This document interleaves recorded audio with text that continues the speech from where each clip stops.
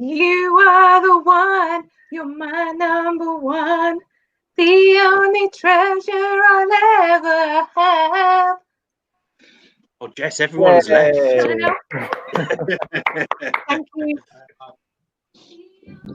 Hey guys, we're back again because it's Eurovision again. 2005. We're left guessing all day, and then they started dropping some hints. And I think, Jana, I think you got it out of the team before anyone. You guessed it for 2005, and you're very happy about that. Tell us why.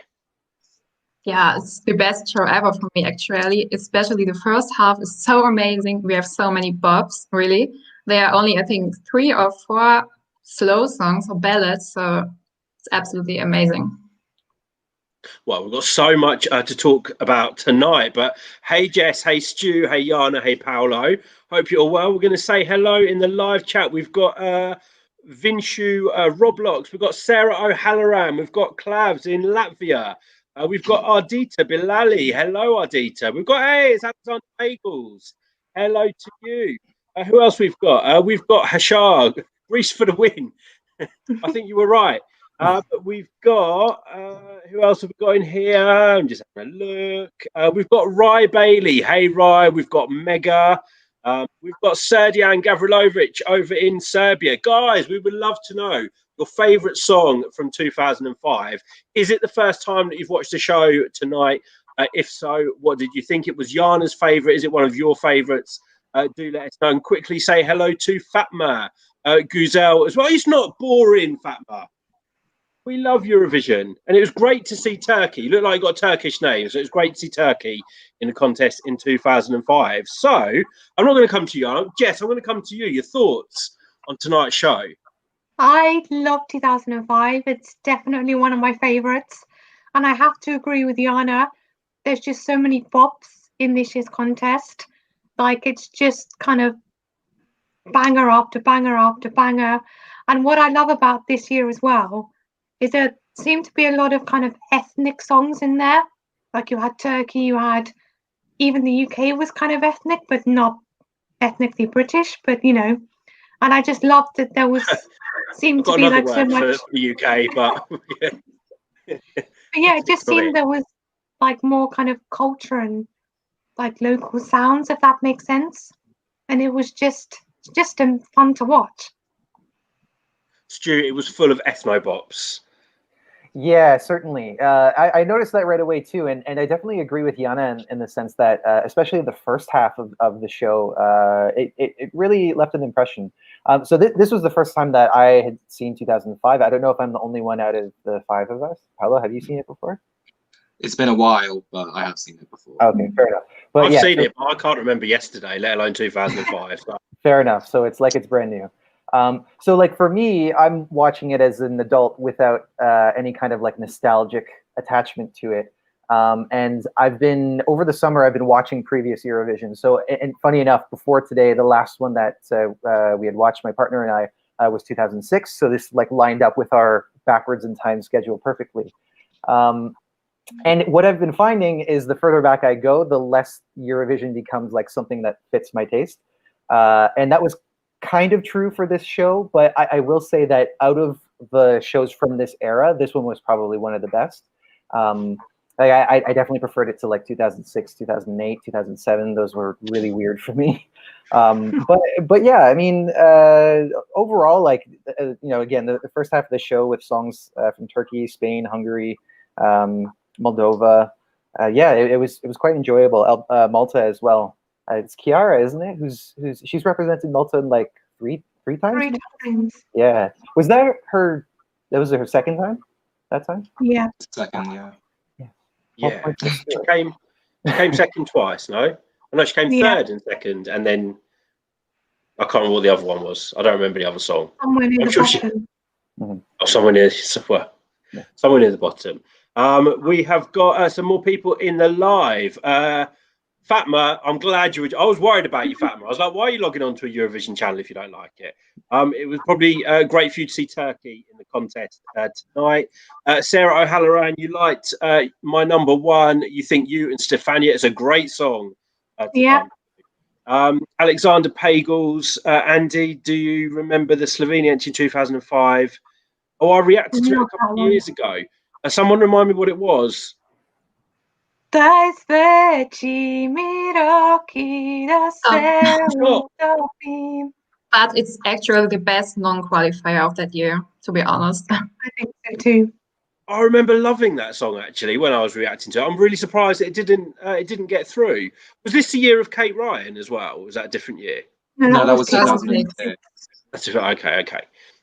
So we'll maybe talk about the non-qualifying songs a bit later. Let's talk about the start of the show. Obviously, we had Ruslana with Wild Dancers Part 2, lots of nays. And then we had the hosts. What are we thinking of the hosts, guys? They were entertaining. Maybe not for the reasons that they Yeah. wanted to be, but they were entertaining. That's what I'll say. And I think I would say they are memorable within Eurovision fans. Marie is the woman, right? I hope Yeah. so. Yeah. She can project her voice very well. That's one thing I get from the hosts. She had nice teeth, Yeah. but no Mons and Petra really, were they? Not really. It's interesting actually to see how even the hosting has changed from 15 years ago when it's really like kind of crap jokes and just being really silly, and now it's it's still, you still get the humor, but it just seems a little bit more kind of polished and professional, I think. I mean, So I think back in the day it was maybe more scripted, whereas now there's more freedom to just say what you want, type thing. yeah, I still think it's very I still think it's all very, very scripted, Most even likely. these days. I And just they think were only 2 hosts, so right now we have 4. I think that's also different. yeah. Let's have a look. Hashar, you're saying Maria's voice really annoyed you. Sertian, the female host, was loud. Vinshu, Turkey was the worst song. I'm going to disagree with you, Vinshu. We're going to talk about Turkey in a bit. Clavs, you're saying that your favourite in 2005 was yes, Norway, a bit of kind of glam rock. And Mama Boudica, or Grandma Boudica, was it, from Moldova? And you were 12 back then. Rye Bailey, if you haven't watched it, Rye, you need to watch it. Let's have a look. We've got Irvin Kochi. Hey, Irvin, how you do? Everyone give Irvin a wave. We've got your favourite was Helena. She deserved the win 100%. But you also loved Albania. I did like Albania tonight. So, guys, I want to go around. I want to hear your favourite 3 songs from tonight. Jess. Number 1 is going to be Bosnia and Herzegovina. Number 2, I think Malta. And number 3, probably Greece or Israel, maybe. Israel. Or maybe Switzerland. So my number 1 is actually the winner, Greece. I just love that song. It's just such a bop. Number 2, Romania. I think it's just super catchy. I just loved it. I just loved the performance, and it was very memorable. Number 3, probably just by the voice alone, Israel, probably, because she sings amazingly, like so well. So yeah, those 2. Well, I absolutely love the Balkans in Eurovision. So my first is Soviet Moja. It's such a masterpiece, I have to say it. So my second is Vukovi Umilo Sami from Croatia. And my third is In My Dreams from Norway. Love that too. Yeah, I got Stu. If I'm being perfectly honest, there was nothing that I loved. There were some songs that I liked more than others. I think the song that stuck out to me the most, like the one that I had in my mind afterwards, was actually Spain, which is great because like I've been waiting to really, really like a Spanish song because sometimes they're kind of in the middle. But yeah, that was one that I loved. Spain would agree with you on that one. I know, that's fine. I don't think it was a very popular Spanish choice. No, probably not. I mean, it was very much like Las Ketchup, which is funny because they ended up sending Las Ketchup the following year with something that was totally not like what they were known for. But I mean, it was a bop. I liked it. And Turkey is probably up there too. And then the other one would be Hungary. Oh, Stu, I love you tonight. I love you tonight, Stu. I have to say, I mean, I love Hungary, Hungary so was much. my favorite. That song, I just want to dance so much. And then one that I saw tonight that I forgot about was Turkey. And that makes me want to move that song. I had so much fun watching that. And I'm going to say, I can't choose between Greece and Israel. So I think those four were probably the favourites that I saw tonight. Israel, I mean, she's absolutely beautiful. Like, she's a stunning girl. She had this amazing dress on, which I have to say, I think is probably one of the most beautiful dresses I've ever seen on a Eurovision stage. And it was just pure class, that song. And then Greece, what a banger, what a bop. What a flawless performance, and just got the crowd going. It made you want to dance. It's everything that we were looking for in 2005 in a Eurovision winner, I think. Nowadays, I think we look for something slightly different. But back then, that was exactly what we were looking for. And we'd had some, if you think, I don't want to offend any Estonians and Latvians that might be watching, but I don't think 2001 and 2002, we ended up with the best winners. So I think Eurovision was the winners were getting better progressively, I think, and Greece was another level for me that year. 2005. So, I just want to go to the live, and we've got a question for you, Jana. What do you think about Jutro? Oh my God. Well, Jutro is, you all know Jutro, the song? Yeah. Well, it was at Evropesma, so it's such a beautiful song.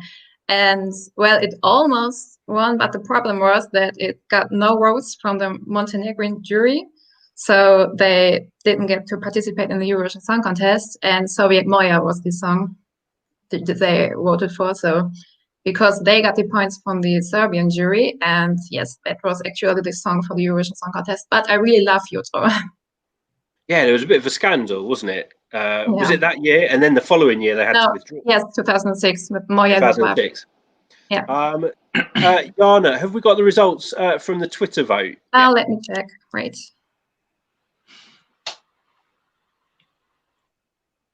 I'll be pretty surprised if Greece haven't won. Yes, we have. Okay, Greece is the winner. Hey, No okay. surprise there. We can't see it. You have to read it out. Okay, so Israel is second. That's great. Switzerland is third. Then Malta, and then Romania. That's a good top 5. Interesting. Who was the bottom 5? Well, Ukraine, North Macedonia, which is really sad, Sweden, Russia, and well, of course, Germany. That was clear. We have to mention Switzerland as well, because Clara's not here, but that's one of her all-time favourite Eurovision songs, Vanilla Ninja. I mean, they slayed on that stage as well. I thought they were fantastic. That would have been a potential winner for me, actually, going into the contest, I think. And I think, was it one of the favourites to win? I think it was. I think it's so typical for this decade. Sorry.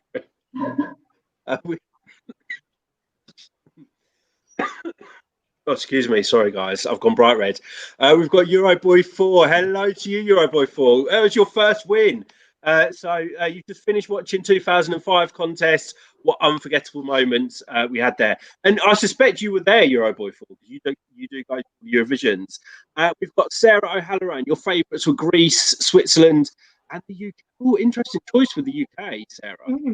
Don't want to talk about Javine and the ethnic banger that she sang. I've always kind of said that if that song was representing a country like Greece or Turkey or Cyprus, that it probably would have been top 10. But because it was the UK, and because we were performing so early on, and because our live performance was not as good as it could have been, we didn't do very well. But I think we had all the potential in the world to do very well with that song. Just something happened that didn't work. It was the performance, I think. It was definitely really kind of out of character for the UK to send an entry like that. So I was quite surprised when I saw the style of music. But I think considering UK entries over the past 20 years, it's a contender for being pretty solid. Again, I didn't love it, but it was a standout, I think. Yeah, I love that they tried to do something different, so they definitely stood out. I think it was just right. Oh, sorry. Go on. I think it was just riding the wave of the whole ethnic era that was going on during that time. So they tried to make their own spin on it, but in the end, just the pieces just didn't fit in together properly, and it just resulted in the result that it got in the end. Yeah, and we need to remember what came second in the UK national final that year as well. Yeah. So I think we all have to be thankful that it was Javine performing on that stage. If you guys don't know what we're talking about, go and watch the UK national final from 2005 and watch. I can't remember if she was called Jordan or Katie Price. I think she looked like a Katie Price. Big pink Teletubby, I think we can say. With some. Yeah, it was shocking. So that nearly went to Kyiv. We've got some more top threes here. We've got Michael Forbes. Hey, Michael. You're saying Israel, Malta, and Romania. I think we'll agree it's a good top three. Neil Error, you didn't watch, but yes, you're here to comment. That's what we like.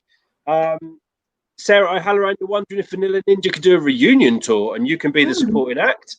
I don't even know if they're still together. Are they still together? I don't think so.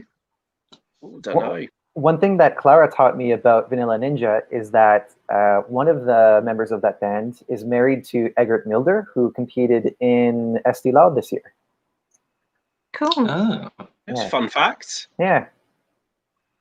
And I think, does Clara bump into one of them in Tallinn? If I just made that up. You might have to ask her. Vinshu, you're saying Greece, Romania, and Switzerland. Let's have a look. Neil Error, you're saying it's interesting how poor Vanilla did in German and Austrian televote. It was the Eastern vote that got them a top 10. I mean, it could be because the band is Estonian and not Swiss. Yeah, it's a good point, actually, because they were Estonian, weren't they? Let's have a look. Neil Error as well, you're saying you didn't like Greece as a winner back in the day. Shock. You were local and felt a boring win after Turkey and Ukraine. Thank God Finland was happening 1 year later. I have to say that I loved Greece. I think it was a justified winner. Let's have a look. Alexander Pagels, 2000. It was the first year that you watched and Norway were your favourite. I'm just having a look. We've got some more. Serdian, you're saying Israel, Greece, and Romania. It seems to be the same countries that are in everyone's top threes tonight, and they are very good choices. I mean, I love Romania just because she got the drums. I love the instruments. Yes. Reaction to that song a few weeks ago on our channel. So if you want to go and check that out, you're a Romania fan as well, Jana? Romania, yeah, I love the instruments. I'm not a big fan of the song, but it grew a bit on me, so maybe I will like it. Any songs that disappointed you guys tonight? Songs or performances?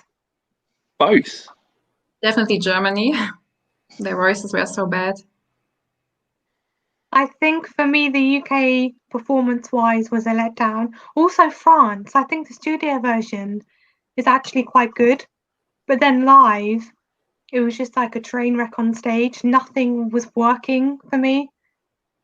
I'm going to disagree. I really liked France's performance tonight, and it's not a song. Just not so much the performance. Oh, okay. She did that. That was one that I remember for sounding quite off key, which is a shame because I think the song could have come together a little bit more if she had performed a little bit better. But for me, it was Latvia. Like there was something off about the performance. Like the message was there. There was just something about the performance which just felt off with me, and it kind of surprised me that they came as high as they did.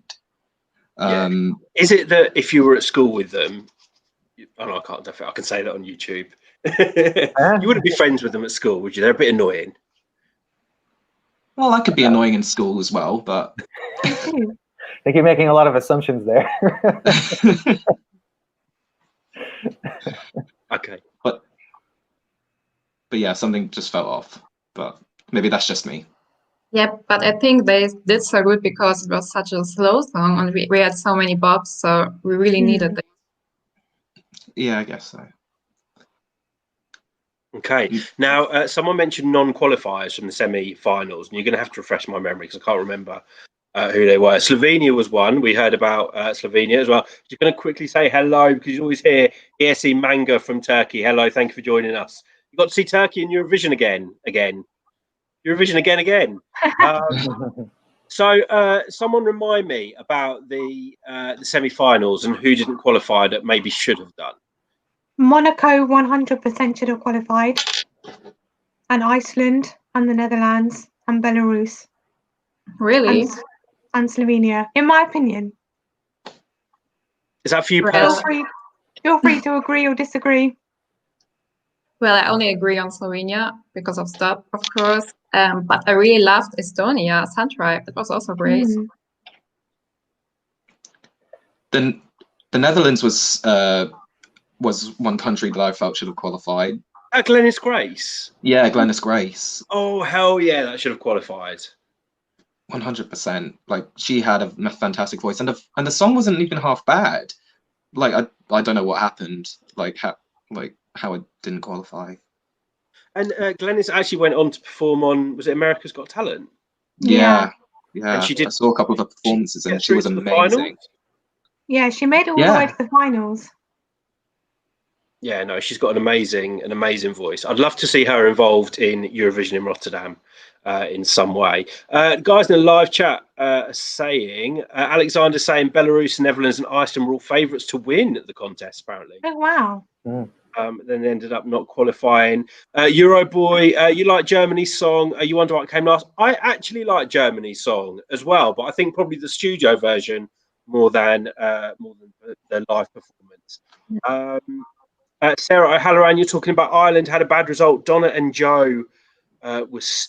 Oh, I remember Donna and Joe. I actually kind of quite like that one. It's very catchy and Irish sounding. Yeah, I mean, Donna and Joe is probably the least inspiring name that you could choose for a duo, isn't it? But anyway, I don't remember liking that one, I'm afraid. Serdian, you're saying Slovenia and the Netherlands should have gone through. Klaus, you're saying Slovenia, Poland should have qualified. Who was Poland that year? Poland was... That wasn't Follow My Heart, was it? Or was that No, it was a Polish name, but I can't spell it. It was Ivan and Delphin. Kazana Dzwiecznina. Yeah. I think that's the one where they got faster, if that makes any sense. Yeah, it was very kind of ethnic sounding, lots of dancing and stuff. I think I just liked it because it got faster and faster and faster. Neil Error, you're saying Poland was robbery in the semi-final. It was so folk and enjoyable. Slovenia as well for you. Sarah Harron, remember Monaco, their performer was Carla Lazzari's auntie. I don't know who Carla Lazzari is. Does anyone know who that is? Nope. Who was the performer for Monaco? Was that Lisa Darley? Yeah. I remember that being a beautiful, beautiful ballad. And she was also wearing a nice dress. Let's have a look. Alexander, Poland. Also, lots of love for Poland. We've got Simple Things. Oh, you missed it tonight. You're going to meet two of your kids. Oh, what a kitten, Simple Things. How can you show us a picture of the kittens when you get them? Can you send us a picture on our Instagram or Twitter or Facebook? We'd love to see them. Michael Forbes, Donna and Joe at least had a name that wasn't one country called, no, I guess. Yeah. Clavs is saying, oh, lie, lie, lie. It was a song that went lie, lie, lie, lie, lie, lie, lie, lie, lie. Yes. Lie, lie, lie.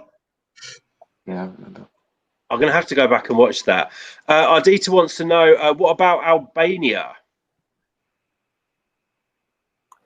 I liked Albania. I wasn't sold on it right away, but it got better towards the end. And again, like Albania has this reputation for sending just amazing singers, and even if the song's not that great, you can usually expect a really, really solid performer and a solid vocal performance.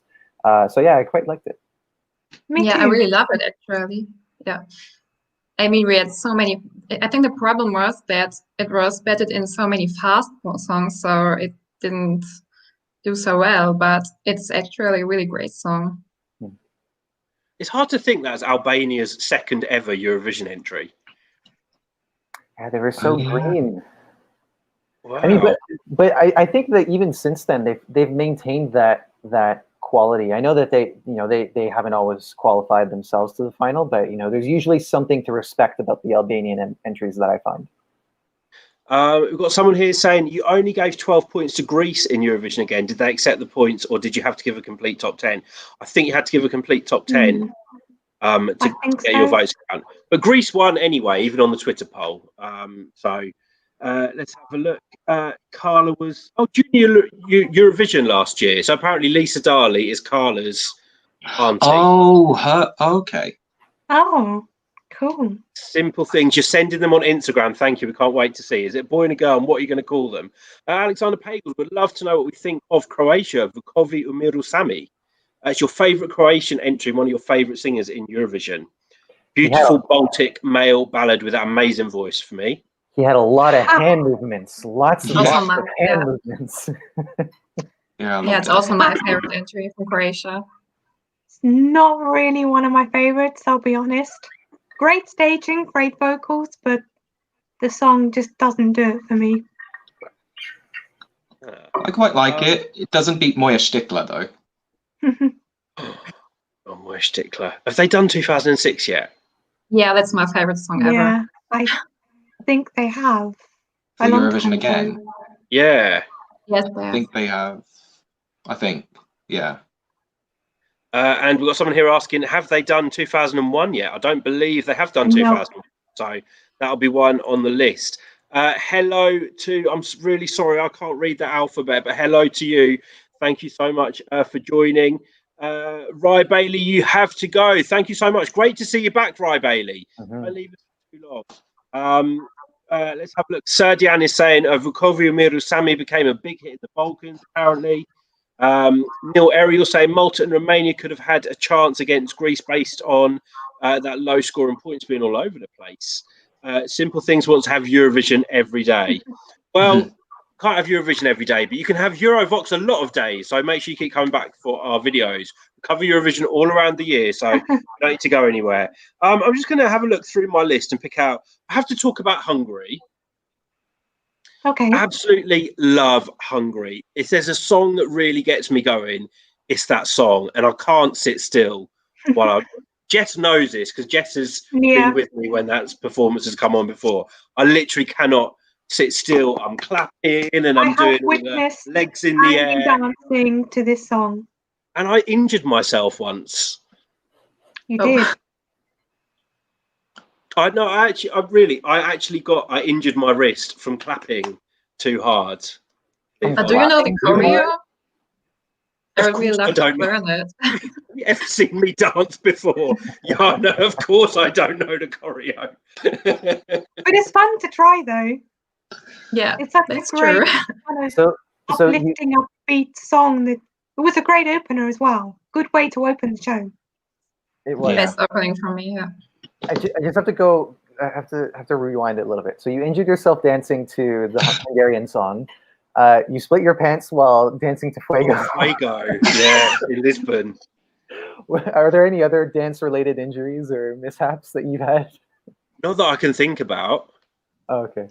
I don't know. Jess might know otherwise. But I'm getting older, so they're probably more likely to come. I need to stop dancing one day. But try it though, Stu. When you're literally banging your hands so hard, and then hitting your thigh, and you've got your legs up in the air, and you're going down and up and spinning round. I mean, that's the Hungarian choreography. I always try to do the choreo, but I always fail. So difficult. It's difficult. But it looks amazing, and those men aren't young either. I mean, we're not talking 20-year-old men there. We're talking. I mean, they look like they're in their 40s and 50s. They're doing a great job. But I'm surprised Hungary didn't come top 10. They almost Where did they come? 12. 12 or something? Yes, 12. I thought it would have done a lot better. Me too. Brussels. Not that that's bad. I mean, 12 is, we're from the UK. 12 for us in 2005 would have been a dream. But for a song like, I I can't pronounce it. Forag Village. I mean, maybe if they top performed 5 for later me. on, they Yes. could have done better. Totally agree. Yeah. If they They had to performed perform the first, second half. Yeah. and then you had like all these amazing bops in the first half that just made you forget the first couple of songs. Yeah, exactly. Since we're on the topic of Hungary, please come back. We miss you. Yeah. It's only been a year, but please Yes, come back. Same with Bosnia. Well, it actually goes for the next country I was going to mention, which is Turkey. Yes. Again, Love that one that one. just gets me going, and there's lots of haze and there's drums and she's doing all this and all the belly dancing. Loved it. That one should have done better as well. That's actually the one that I'm going to go back and watch after we've done this video. But I think it's so underrated by the fandom because everyone is talking about Doom Tactic, but no one is talking about 2005. So, but I love Yeah, it. it's a proper Turkish bop, Yeah. I think. Ethnic and authentic, and yeah, really, really loved that. I'm just going to go to the live and see what people are saying in here. Simple things. I hope when we're in Rotterdam, we will vlog everything. We will try. We really, really hope to be there. We will see what happens. I mean, we'll be pushing people out of the way for vaccines, for vaccinations, if it can help us get to Rotterdam. We really, really want to be there. ESC Manga. Oh, we just answered that for you. Rimi Rimi Lay. Guys, does anyone else have a view on Rimi Rimi Lay? Rimi Lay. I absolutely loved it. It was memorable. That's one thing that I can say about it. It's just memorable. Like, you're not going to forget it. Yeah, Like, and it's so ethnical. Yeah. ESC Manga, we want to see you back in Eurovision. Please, Turkey, come back soon. Let's have a look. Serjan wants to know, what do we think about Sweden and Denmark? So we didn't really have a contest that was dominated by the Scandinavian countries this year. Although Greece was that written by a Swede? Probably. Elena was Swedish, wasn't she? I think she's Swedish. Yeah. Born in Sweden with Greek parents. Yeah. Sweden. Las Sweden Vegas. and Denmark were never one of my favorites. They were catchy, or Denmark was anyway. And Denmark was a sweet little pop song. And then Sweden was just, I don't know. I don't know. Sweden was so cheesy somehow. It's definitely my least favorite entry from Sweden. Sorry. I mean, Sweden should have said Nani Grembau. How would you say her name? No. Did she compete in Melfest that year? Yep. Finished in second place. So the UK should have sent her as well. What year did she try and compete for the UK? Wait, what? 2001 She did? or 2 or something. Yeah, with men. Remember. Yeah. Men. How did you not know this? I don't know. My head must have been in the mud, like, because I only knew about. I'm gonna send you a link to the song. It was a good song, and it's written by the guy that wrote "Love Shine a Light." Oh, okay, cool. I remember. I'm just curious on how that happened. How she ended up in the UK. Well, I just think it was through the songwriter. I guess he got in touch with her, and I don't know. Simple things. Jess, she does, but it's private, and I will continue to do so. But I can't guarantee that anyone will be able to see these things. Now, Neil Errors pulled up a song that we have to talk about tonight, and it was it Moldova's debut this year? Yeah. Sounds like it.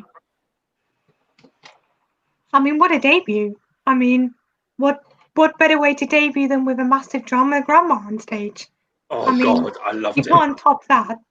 Oh, but my God. They've made it in the Eurovision books. Like, where did they find this grandma? Did they kind of have like a talent search, like, to find? Or like, was she like a friend of the band, a family member? Like, if anyone knows, I'm curious. Now I'm just imagining grannies just lining up to audition. We'll have a little granny audition. I don't know. Can you bang this drum? maybe they actually did audition the granny, or maybe she was just the granny of one of the singers or one of the musicians. But yeah, that one, I think it would definitely win the award for craziest entry of the night. And yeah, that's a great way to debut, which is, to leave that kind of impact. Again, it wasn't something that I loved, but it was one that I remembered for the craziness of it all. And I think that Moldova has definitely, over the years, capitalized on being crazy and out there. I loved it. It was so much. This year was full of so many good songs and fun songs. It was a real fun contest, I think, and that's probably the memory that I'm going to take from watching it. Neil Airy is saying apparently it was a real grandma of the lead singer. Ah, cool. Sergian, grannies do well in Eurovision. Well, Bonnie Tyler did it. But the Russian ones did in 2012. Yeah, 2012. Let's have a look. Alexander Pagels, you're watching a Moldovan band live when you lived in Romania. You love this band. I'm going to say, Hashar, I can see your questions, but I'm not going to answer them because we don't do politics here on Eurovoxx. So we're not going to answer that question. But we've got Simple Things is asking, what do you guys think is the craziest UK entry ever? Flying the flag for me, but I love it. Probably that or Electro Velvet. Flying the Flag was the first one that came to mind. I don't think the UK has ever really done crazy. Like, not in the way that they've done camp. They've made crazy choices. Yeah, exactly. And they definitely have done camp to the extremes. But crazy, I don't know. Yeah, I guess Flying the Flag or Electro Velvet were two of the worst. Oops. But anyway, any other thoughts on tonight's show, guys? Did anyone watch the interval act? To be honest, I didn't. Is that Ruslana again? Probably. Do you know what? When Ruslana gets on the stage, you literally cannot get her off. She was probably still at the side all the way through, doing na-na-nas and was it Ruslana again? Actually, I remember seeing Ruslana. Yeah. And then I think they had some like Ukrainian dancers doing something traditional, maybe, from what I can remember. That's new for Eurovision interval act. One thing I do remember was the person who started the voting it was like a boxer, Vitaly. Oh yeah, there were boxing brothers. Very that was famous famous in Germany. Yeah, I thought that was very random, but ayo. Well, that's Eurovision for you. Yeah, exactly. Didn't he go on to become, or he was trying to become president? I think. Oh, you're thinking of the Charlie Klitschko. Is that him? The wrong person. Yeah, I think that was. Yeah, that's him. That was him. Tally. Oh, but he's not the current president. The one who's a comedian. No, it's a different person. Okay. All right. I'm sure Vitaly Klitschko was. He went into politics. Oh, he's currently the mayor of Kyiv. Okay. Oh. Yeah. So from boxing to Eurovision to mayor. Okay. Got it. I don't know whether he would put Eurovision on his CV of things that he's done. Wait, how long has he been mayor for? Because if he was mayor when Kyiv hosted, he must have got the keys at some point for Eurovision. June 2014. So he was involved in Eurovision during the insignia then, when they were handing over the keys to Eurovision or whatever. I guess so. He's been a member of the Ukrainian Wow, this video's taken a turn, hasn't it? He's a member of the Ukrainian Parliament, and he's became actively involved in Ukrainian politics in 2005. There you go. And he's an amazing boxer. Let's have a look. We've got Teo. So let's say hello to Teo. Thank you for joining us. Eurovision 2005 is your favourite. This is interesting. Neil Era is reminding us that Lebanon actually were meant to take part in that year's Eurovision, and they'd actually been drawn into one of the semi-finals, and they couldn't take part because they couldn't promise that they were going to screen. They were going to screen Israel's entry, so they had to withdraw, and they were banned, I think, for years, and we never ever saw them come back. But I do remember the song they were going to enter, and it was by Aline Laud. I said that right, and it was all in French. Quand tu sens oui. Are you impressed that I got that? I am. It's a beautiful, beautiful song, all in French. And if you haven't heard it, there's no like proper studio version. The versions that you can hear are all a bit scratchy, but it's a really beautiful song. So if you've not heard what would have been Lebanon's first entry to Eurovision, do go and check it out. Yes, Euroboy 4. You've got the correct title. Oh, we did get it right. Quand tu s'enfuis. How did that sound? 4 points. 4 points. 12 points. 12 points. I heard 4 as well. I was like, oh, okay, this is not bad. Simple Things was Zlatan, not a politician in Ukraine. We're going to look that up after this video. Otherwise, this video is going to become something totally different. Any other comments on tonight's show, guys, before we wrap it up? It was, for me, it was nice to relive the first contest that I properly watched, and that really got me really into Eurovision. So yeah. And Stuart, was your first time watching it tonight? It was, yeah. It's always interesting to see the years going back, and you know this was no exception. I'm glad that it wasn't, as I mentioned earlier, it wasn't like the ones that came after 2006, 2007, 2008, or at least it wasn't too much like those ones. There were more moments that I enjoyed in this one than those ones. But yeah, I mean, I'm curious to see how it will look continuing to go backwards in Eurovision history. Do you know, I've literally just thought how old I was actually when I watched that show as well. That's wow. Anyway, Paolo.